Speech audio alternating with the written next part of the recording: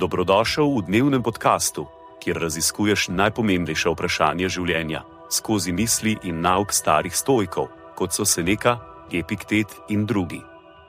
Vsak dan ti prinaša novo lekcijo o življenju, prilagojeno za človeka v modernem času. Današnja stoična misel je od Epiktet, razprave.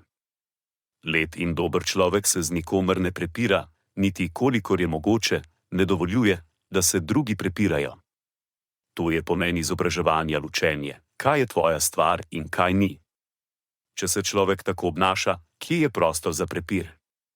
Konec citata. Sledi kratka razširitev te misli za modernega človeka.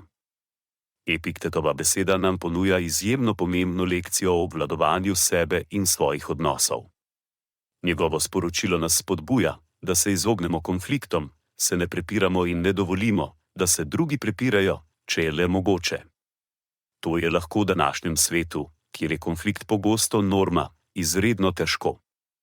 V službi, na socialnih medijih, celo v osebnih odnosih se zdi, da se spopadamo z nenehnim valom konfliktov in nesporazumov. Vendar pa nas Epiktet poziva, da se osredotočimo na to, kaj je naša stvar in kaj ni. To pomeni, da se zavedamo svojih lastnih občutkov, reakcij in odzivov. Da ne dovolimo, da nas drugi potegnejo v prepir ali konflikt. Da ne poskušamo rešiti konfliktov drugih, ki niso naša odgovornost. Morda se na primer v službi srečujete s težavnim sodelavcem.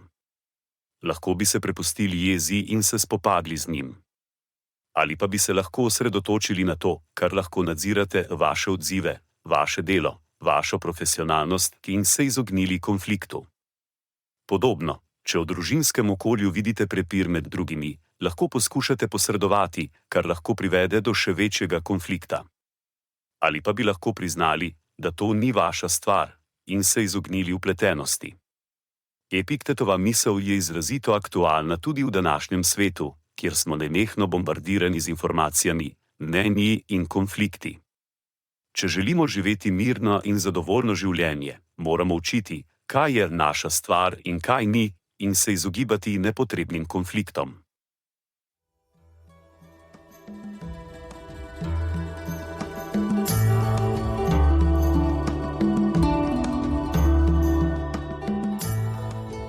Kot pravi Seneca, nič ne osrečuje toliko kot ljubeča in zvesta prijateljstva.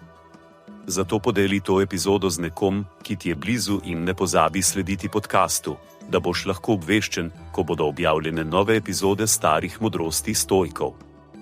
Želim ti polno preizkušenj in poguma v tem dnevu.